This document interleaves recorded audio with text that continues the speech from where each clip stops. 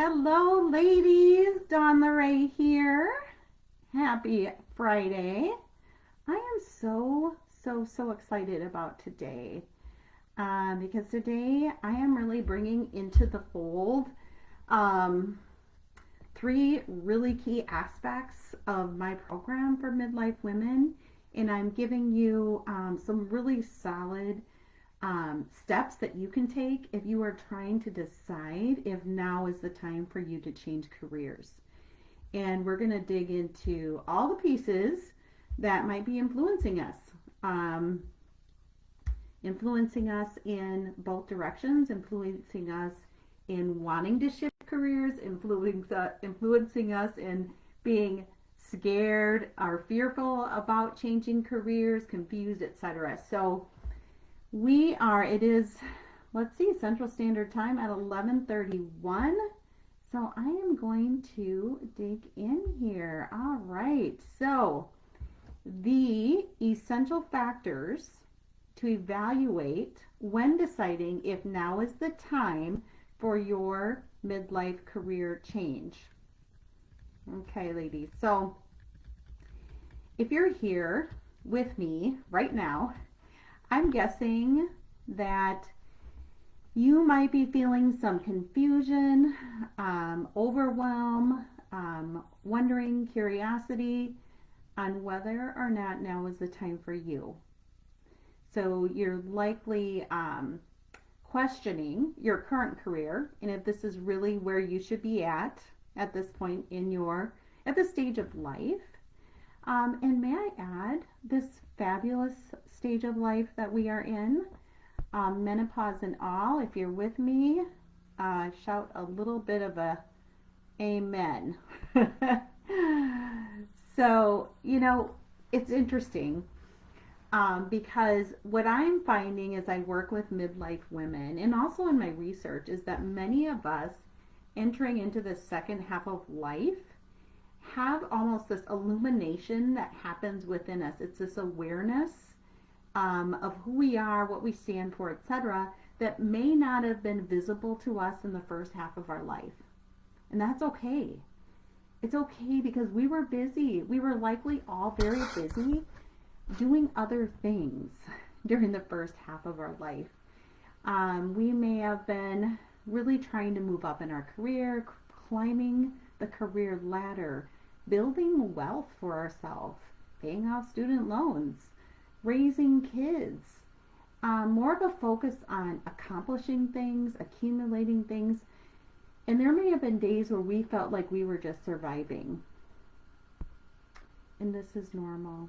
It's all normal. And there is a good chance, I would say, that for many of us, the second half of life looks and feels different. We may have more time for our thoughts, more time for our dreams. We may have more established finances. We may be focusing more on enjoying what we already have and maybe even purging parts of the first half of our life. You may have more time to grow in your own self-awareness. And you may have more time for your hobbies and just finding joy in the little things in life. These may not all resonate for every one of us, but I'm guessing several resonate for many of us. There's an author I've really been enjoying, Chip Conley. And Chip, he's an advocate for midlifers, men, women. And he just shares a lot of great wisdom on this and just opportunities for us to look at the second half of our life differently. And he calls it the Great Midlife Edit. So in his book, Learning to Love Midlife, one of my favorite quotes, he says, "Midlife is your golden opportunity to shed the mask you have worn for so long." And I'm just curious how much of that resonates for any of you. What masks have you been wearing to survive, to get along in your current career, to make it through because you had people relying on you You had a reputation to uphold. Whatever the factors were, I am curious how many of us have been wearing masks and that are ready to shed those masks. In this stage of life, I'm also curious how some of you who are listening to this may be feeling right now as you're thinking about midlife and a career change. Are you kind of in that space of, I'm feeling really unsettled, Dawn, I'm really anxious. As I think about changing careers, that just causes a lot of anxiousness inside of me. Or maybe you're saying, I am so invigorated by this idea of changing careers, I just don't know where to go with it all. I have all sorts of excitement because I feel it, but I don't know how to take the next steps. Or you might be ambivalent, and on one hand, some days you're so invigorated, and on other days you are unsettled, you are anxious, and you don't know what steps to take or where to go from here. So ladies, I just want to say welcome to the club. Welcome to my amazing club of fabulous and brilliant women. Women who are not willing to turn off this inner knowing within you that you are being called to something in the second half of your life. Because ladies, this is where it begins. When we can tap into our inner knowing and be fully open to it, that's how we start. Okay? And so I applaud you. If you are there, even if you're unsettled, even if you're invigorated, even if you don't know when to start, where to start, etc. Congratulations for hearing that inner knowing inside of you. In today's training, I'm going to take you through 3 very practical steps. And these are the 3 steps I believe are key for midlife women to know if the timing is right for you right now. Okay? So grab some paper and pen. Let's dig in. I need a drink of water. Okay. So the first step is we're going to talk about your strengths, and we're actually going to evaluate the extent to which your natural strengths are being utilized in your current position. You'll hear me say this time and time again that I believe we are all gifted with certain natural strengths. And for some very fortunate women, they have worked in careers that have leveraged all the goodness that they were naturally born with. And for some of us, we've been in careers that have allowed us to shine a light on some of our strengths. But I'm really sad to say that there are many of us who have been working in careers that did not and do not align with any of our natural gifts. In fact, you might be regularly reminded of this at work by what you're lacking. It's kind of like that. I think of, I don't know about you guys, but my grandparents used to say, you know, we walk to school uphill both ways. That's what it feels like. You're constantly going uphill. And it's draining. It's taking everything out of you to get through the day and do your work in a satisfactory way. Some organizations, many in fact, will call those weaknesses. That you have a weakness. Well, I would like to turn the script on weaknesses. How about we not focus on our weaknesses? Let's focus on our strengths, what we were made to do in the first place. Someone else has a strength that might be your so-called weakness. Let them have it. Let them shine in that way. Can you imagine working in a job that consistently feels reinforcing of who you are? How amazing. Do you know anybody that has really already found this in their work? I know a few. And if you do, I'd encourage you to talk to them. What is it like for them? How does it impact their life?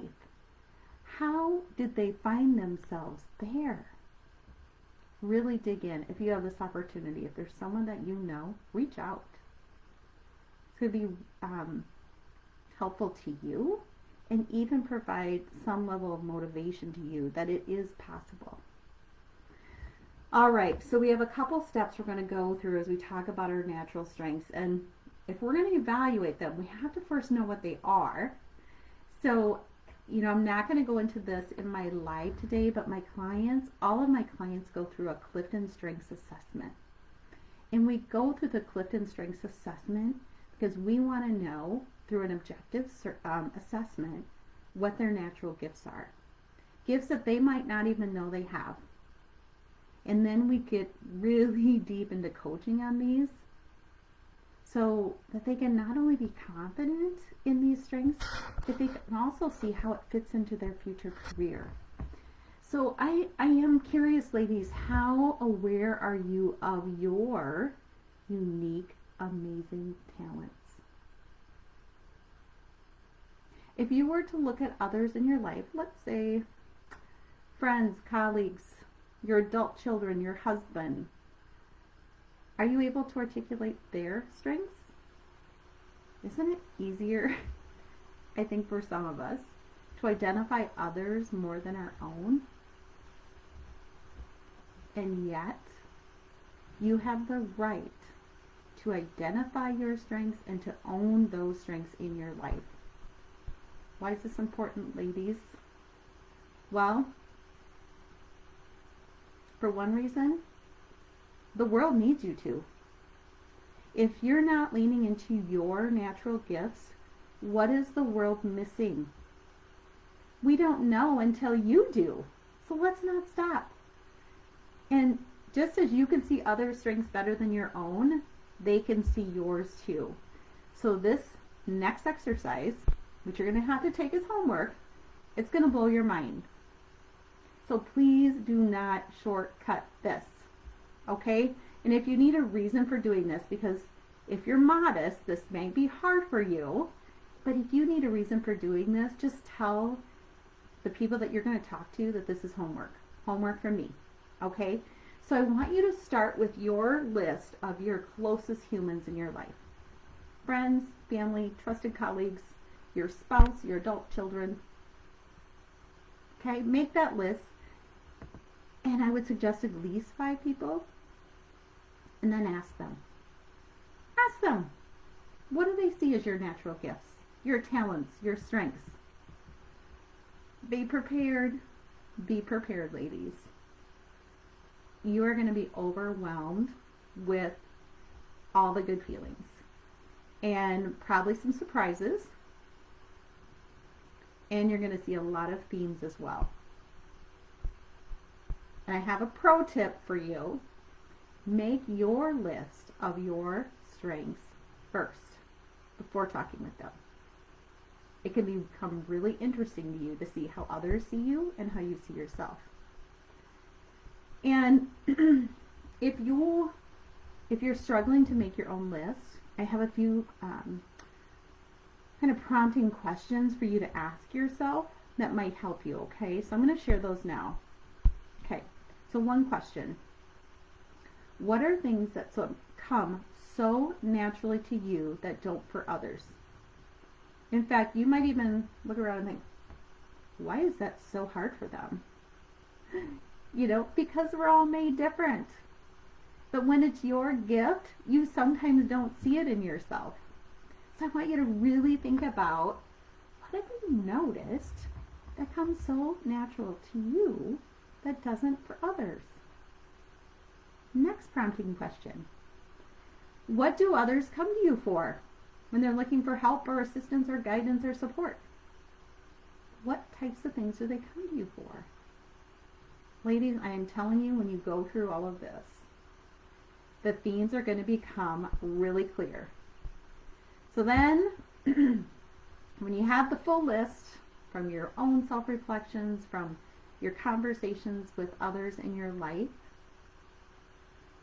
I would love for you to take that list make it big, make it bold, frame it, hang it by your bathroom mirror, put it in your workplace, because ladies, this is you.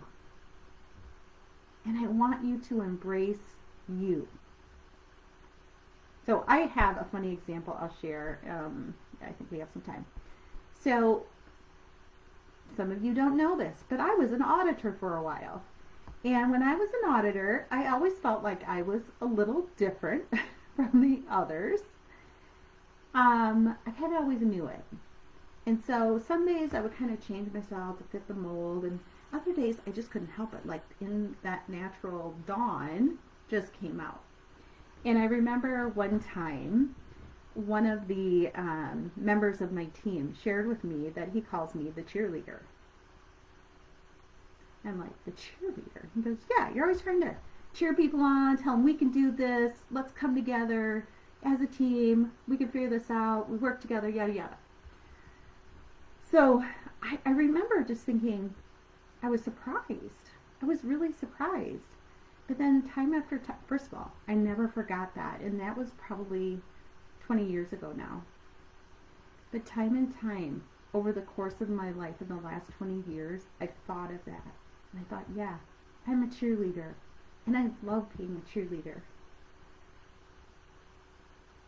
All right. Okay. So you have your list of strengths. Now it's time to get real, ladies. And I want to just warn you, this next step, you might feel a tinge of regret, frustration, or even anger. Okay? Remorse. And what I want to share with you is that that's okay. When it comes up, if it comes up for you, whatever the feelings are, acknowledge it. And at the same time, I want you to give yourself grace. Let's remember the first half of our life, we were growing, we were learning, we were achieving. And all that was likely based on so many of the original influencers in our life. Parents, teachers, ministers, friends, finances, health factors. We could go on and on. But either way, beating ourselves up will not serve any purpose as you look forward. So I give you permission to acknowledge whatever may come up for you, and then to love yourself fully, despite of it and because of it. Okay, so here's how we're going to do this. So you have your list of strengths, your strengths. Now for each of those, I want you to scale them from a 1 to 10 of how closely they are aligned with your current work. Okay, so you would give it a 1 if your strength and your current work are not aligned at all. 0 crossover. You're an artist who is a bookkeeper. I don't know. Just an example that comes up for me. There's probably crossover I can't even think of, but that's what's coming up for me. A 10 is you're fully aligned. This strength of mine is fully aligned with my current work. And if you're trying to think of how to scale, think of how often you use this strength in your job and to what extent you are able to bring this strength forward in your work. So let's say visioning is a strength of yours. How often and to what extent are you able to engage in visioning in your current job? Okay? Do that for each of those strengths, ladies. And when you get done, as always, please spend some time reflecting on what you see. What comes up for you. All right, now we're going to move into core values. So we spent a lot of time talking about strengths. And I want to say core values, equally important. Equally important to evaluate the extent in which your core values are being honored where you work and in the job you hold. And I talk about values a lot, ladies, in my talks and with my clients, because our values are our true nature. They are connected to our soul, It's what we stand for. And when we work against them, it causes harm to us. Harm that goes really deep. Some have even called this moral injury. And when you have moral injury because you have a certain value, and in your work or your organization or with your boss, with your colleague, you're being asked to move in a different direction than that, it can cause profound guilt, shame, alienation. And I do wonder, how many of us listening to this have found ourselves in a position or organization where our core values are currently being deeply challenged. Perhaps originally your values in your organizations were fully aligned, but things have changed. The world has changed. The organization you started with does not feel like the organization you are currently in. Or perhaps the field of work that you are in, they've introduced new standards or protocols or have other societal influences that impact your career in a way that you feel like a fish out of water. And as we know, fish will not survive without water. If this is you, you deserve more. Your moral compass may be screaming at you, yet you feel stuck and unaware of where to go next. I'm really passionate about values, ladies, as you know, and we won't spend time in this live, but I just have to say how detrimental it is to our health to be aligned with our moral compass, especially in our work. Our work, for most of us, not most, many of us, our work is so much a part of who we are. It's what we purposely decided as we were moving into this world and making decisions about the impact and influence we wanted to have. When I work with my clients, we go deep into a values assessment that helps these brave women prioritize their core values and also their anti-values, which are just as important. For purposes of this live, the next step will be for you to identify your core values. It's critical for you to know what you stand for and not to be swayed by the environment you are working in. And you will be swayed much more easily if you have not identified your list of non-negotiable values. And if you don't know where to start, just Google core values. And the hard part, ladies, I want you to narrow down to 10. Okay? 10. What are your top 10 core values? And once you do that, I want you to rank them. And remember, I cannot emphasize this enough. This is your list. Do not feel obligated to put something on this list that isn't yours. Maybe it's from other influences in your life, people, family, church, workplace. I don't want you to feel obligated or swayed to meet anyone else's expectations or society's expectations. This is your list. So block out any noise that's trying to intrude, and it will. I'm telling you it will. I got my own. Oh, Dawn, you really should have this on your values list, because remember when you were taught this in kindergarten? That should definitely be on your list, because that's the right thing to do. This is your list. Okay? Now, I want you to measure. Again, we're going to do a measurement of your alignment to your core values. This honest assessment is an important part of your evaluation of where you're currently at in your career. And I would like to say this is really all parts of your job. I really want you to think about your job, your career field, your department, your boss, your employer, all the pieces of your current position.